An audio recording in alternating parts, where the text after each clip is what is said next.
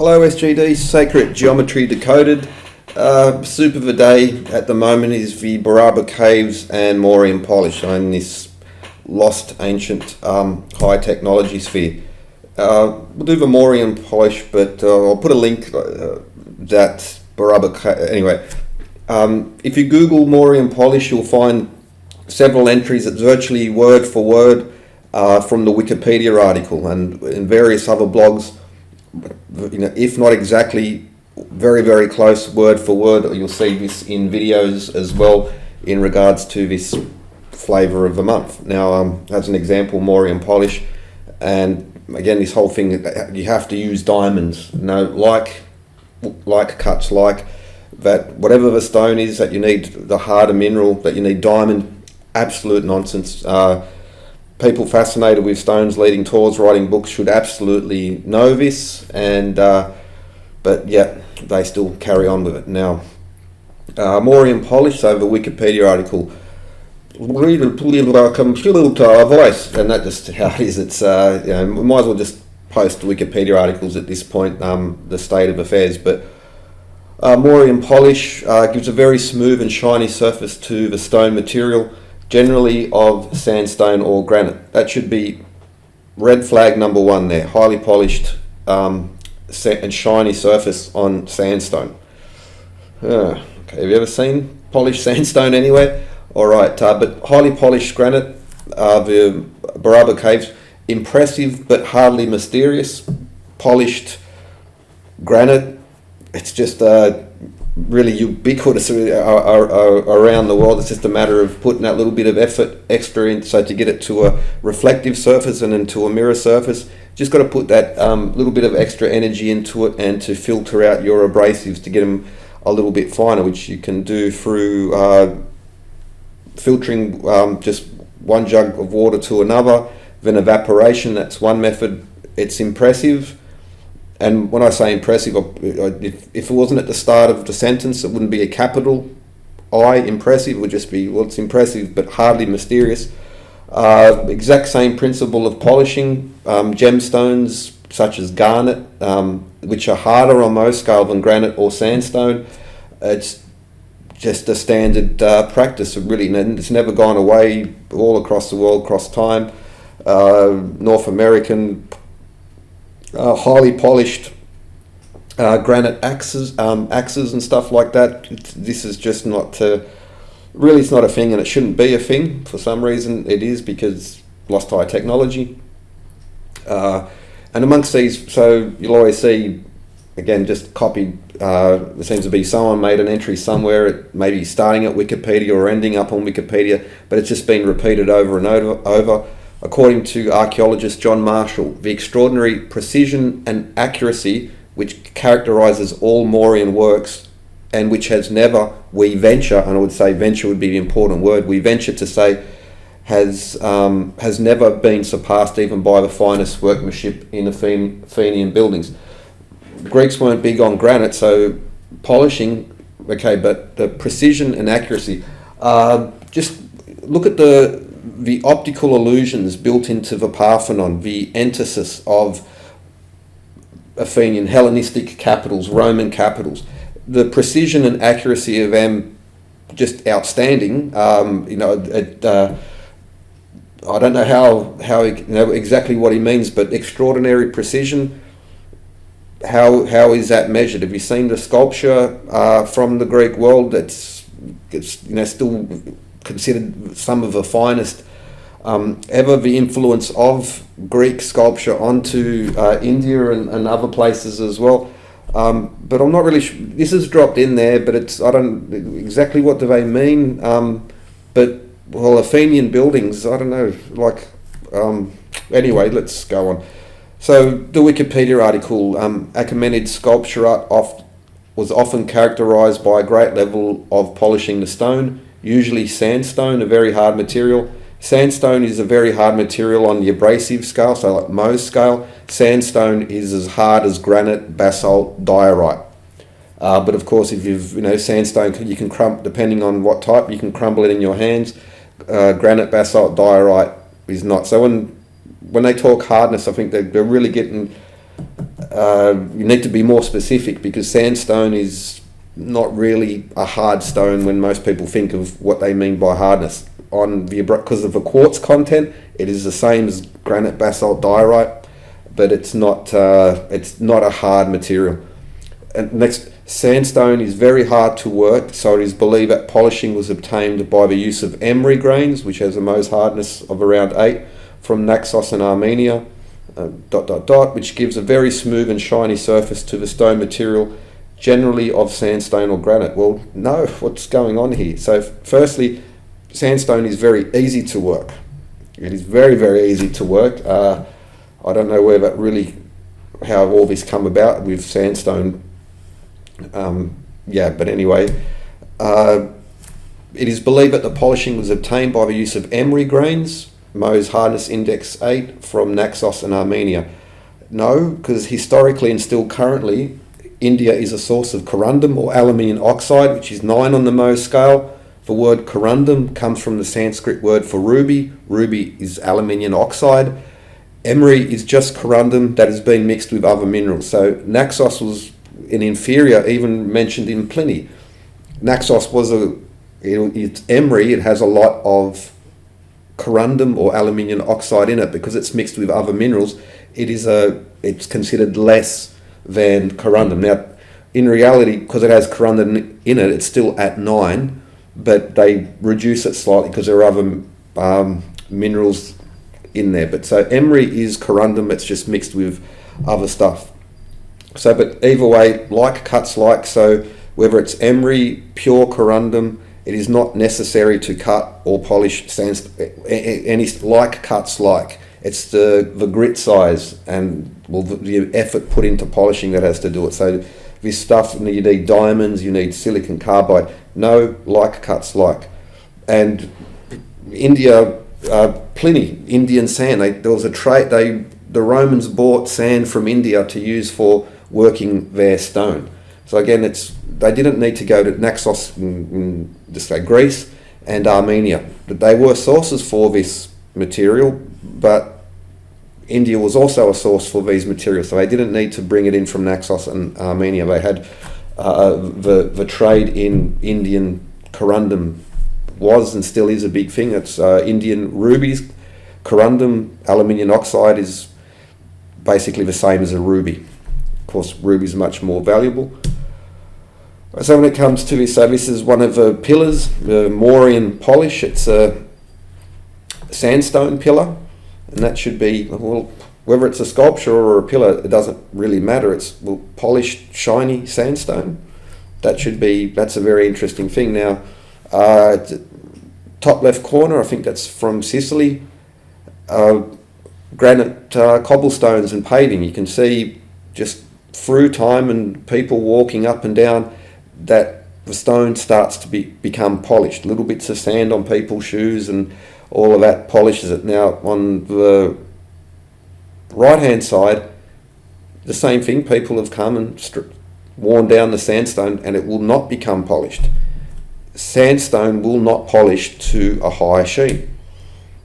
You can buy polished sandstone pavers and countertops, but that requires that a sealer be applied, or an epoxy coating. But sandstone cannot be polished in the same way that granite, for instance, can. The steps, again, step 4, you got to, whether it's limestone, sandstone, you need to get that really high sheen polish. What you need to do is apply a sealer. Alright, so we're okay. Now back to this one now. So either a sealer was applied and has remarkably lasted across the centuries, because sealers need to be reapplied, especially in high traffic areas. Now, of course, people aren't walking up and down this pillar, but every time the wind blows, it's getting sandblasted. And so in one storm, not much, but over centuries and centuries, sandblasting is going to affect you. So it's remarkable quality sealer, or there's something else going on. I also have more again, sandstone, lime fragment, Persepolis, Iran, sandstone. Well, it's actually not sandstone, it's limestone and bituminous limestone.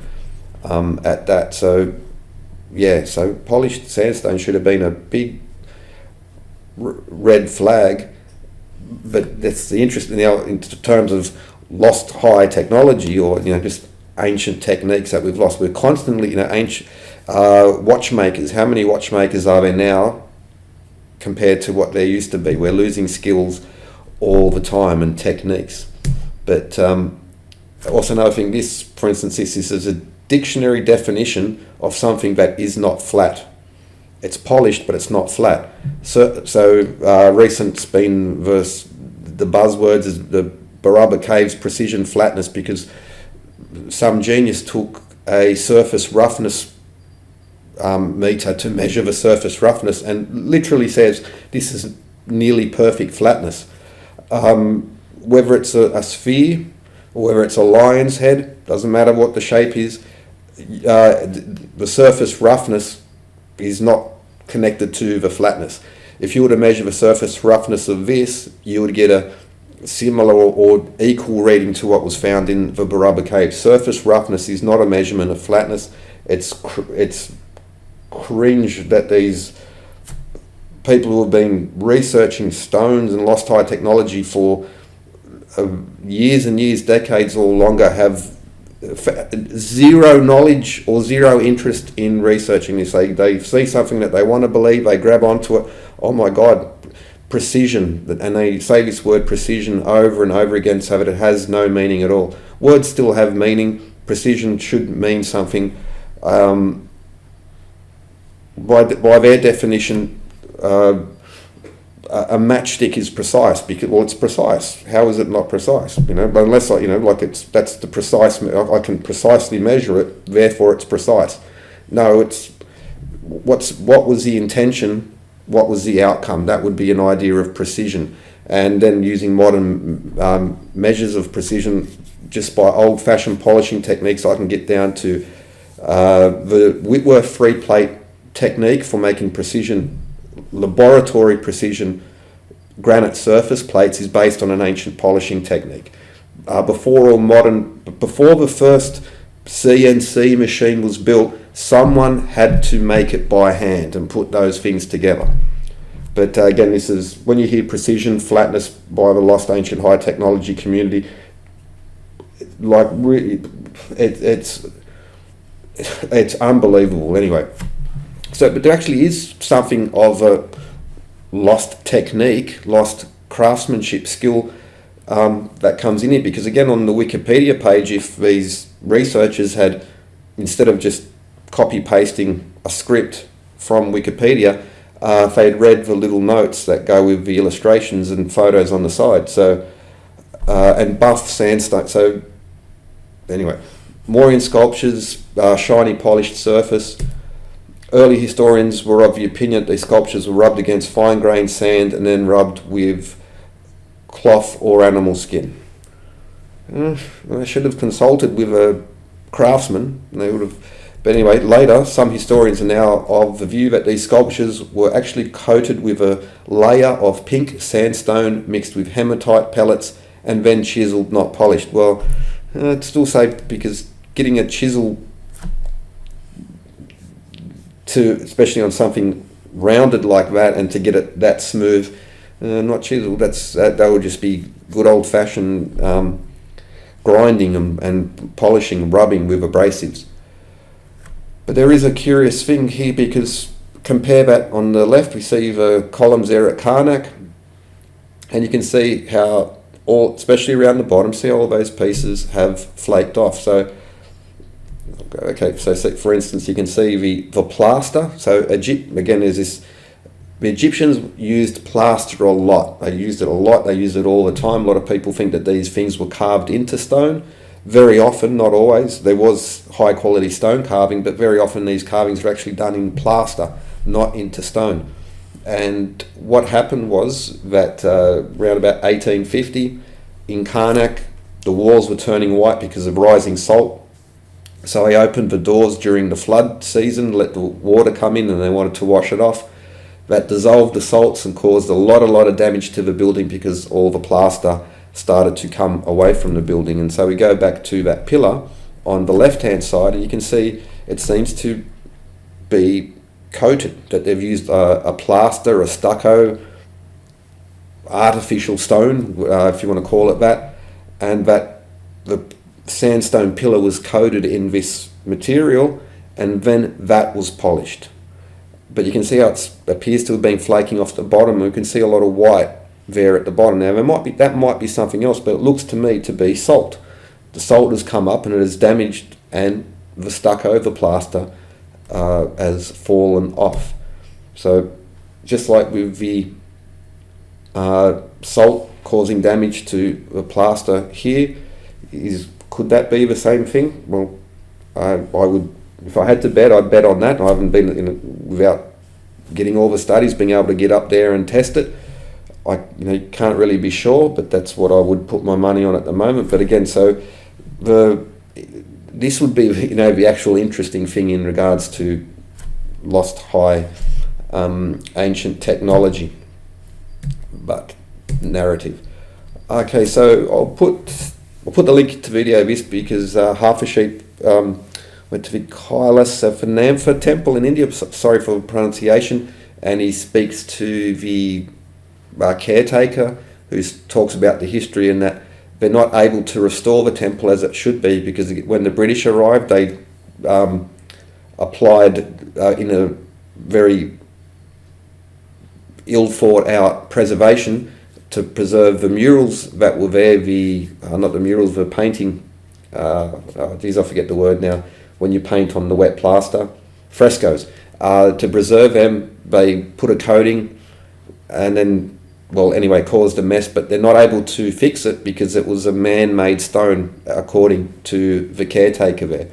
And so all over the temple itself, sandstone blocks, but the stucco, the plaster, the coating that was on there, they've lost the technique to do their recipe. Now we're still making artificial stone now, so that technology was not lost. The actual recipe, the technique that they were using specifically, seems to have been lost. And I'll play that little clip as well. And so with this, it's almost like look at this temple and then lost ancient high technology sort of mysteries, and it just gets, just like this Mauryan Polish article, just gets repeated, and the more often it gets repeated, and then you do a Google search and you find all these entries in there, and it sort of it gives it this the false image of authenticity. So because you'll see all it must be true. You see it all, but then if you'll go through them and you'll see it's the same words, phrases, word for word, or in cases of scripts, they'll change it just enough to make it appear as if it's an original work. And again, Mauryan Polish, there, this little box there in the centre, and polished sandstone. I don't know. Anyway, but again, it's just this. I really can't explain it. It sells great. It sounds good, and it's become almost a pseudo religion for many, because then one thing leads to another. This can't be done with primitive techniques. Therefore, lost civilization / Atlantis or / ancient aliens, doesn't or Smurfs, could be anything, but that one thing leads to another, and that's why it's very important to preserve this. But for that particular narrative, but it's built on a house of cards, and it's just repeat, and again, for people who have building their whole career and charging people large amounts of money to point at stones and say technical things, and they have zero technical knowledge and zero interest in the truth either, because with 10 minutes and about 50 cents worth of investment and spending a few minutes, or even, God forbid, a couple of hours doing some experimentation, hopefully you'd think someone interested in stone would want to learn and know about the topic which they profess to be interested in, are charging people large amounts of money, publishing books, and poo-pooing the archaeologists refuse to look into this, and this type of narrative. It's projection. They're guilty of exactly the thing that they project onto others. So very, very cringe, I would say. So yeah, with this lost ancient high technology, I don't know. It's one thing to be wrong. We're all wrong. We all make mistakes. No one's free of that sin. But you'll see that 5 years ago they might have they should have looked up what Mohs hardness scale means, and then realised, well, there's actually Vickers and the Knoop scale and these other Rockwell scale, looked into what they mean and how it would actually apply to the things they're saying. But they're still saying it to this day in 2021. It's still talking about mysterious magnetic anomalies on andesite, which is a naturally magnetic stone, or that diorite vases. Still saying it in 2021 that you need diamond to cut these things. It's not even amateur. It's now, when I say not even, they know these things now, and they still keep saying them because they're not honest. And I'll say it again: they are not honest people. Prior, I would have said, well, they're just, they made a mistake. Then it's, well, they're just incompetent.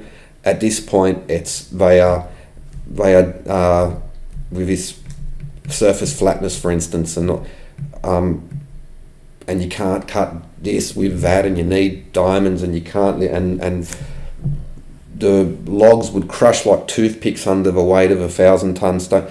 These are things that can be easily checked, should have been easily checked, but are still being spread by these bunkum artists, grifters, and that's what it is. It's a grift, and so really they're wrong. So if they say the sky is blue, go and check and make sure that the sky is not actually red or purple or bright pink, because it's they just seem to have no interest in understanding the things that they're talking about. But well, anyway, yeah, this is bunk. They should know better. And what really at this point, what can you say?